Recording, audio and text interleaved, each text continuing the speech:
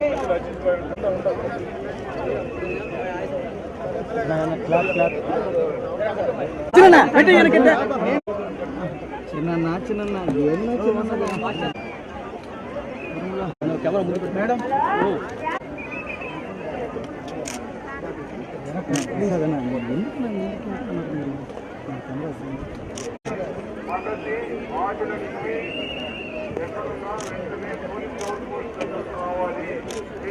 ఇవాళ 7 రోజులకు వచ్చింది. కోట్లాది రూపాయలు ఖర్చు చేస్తున్నాం. ఇంకా చేయాలనే తపన ఉంది.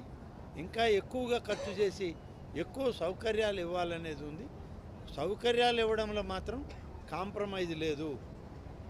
అందరం కలిసి దీన్ని పూర్తి స్థాయిలో ప్రతి ఒక్కరికి మేలు చేయాలని, సౌకర్యవంతమైన అలాగే పరిశుభ్రమైన వాతావరణానికి మేము ఇవాళ పనిచేస్తున్నాం.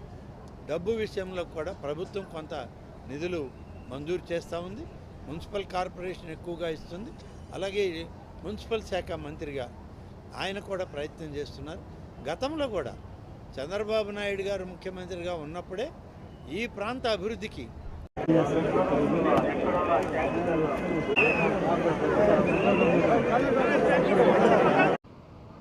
తెలుగుదేశం ప్రభుత్వంలో నేను మంత్రిగా ఉన్నప్పుడు దీన్ని ఒక పవిత్రమైన స్థలం ఇది.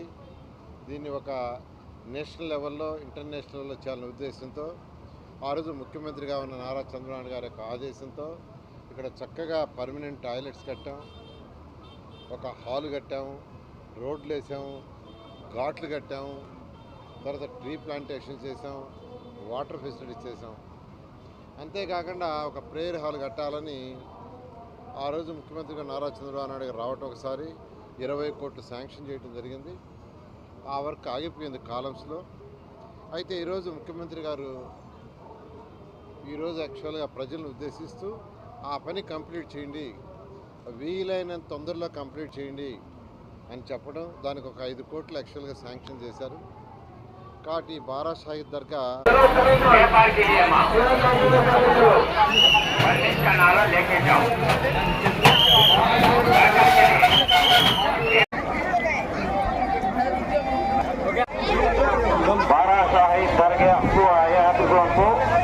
దీక్షతో సాగుతున్న మా పవన్ కళ్యాణ్ గారు సీఎం కావాలని గత 5 సంవత్సరాలుగా ఈ బారా షాహిద్ దర్గా నందు రొట్టె మార్పిడి చేసుకోవడం జరుగుతుంది.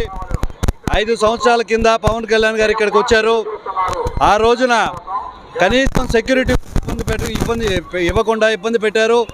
ఈ రోజున మా నాయకుడు పవన్ కళ్యాణ్ గారు ప్రజా సంక్షేమం కొరకు మంచి నిర్ణయం తీసుకొని ఈరోజు డిప్యూటీ సీఎంగా అధిరోహించారు. మా కోరిక ప్రకృతితో పాటు దేవుళ్ళు కూడా విన్నారు.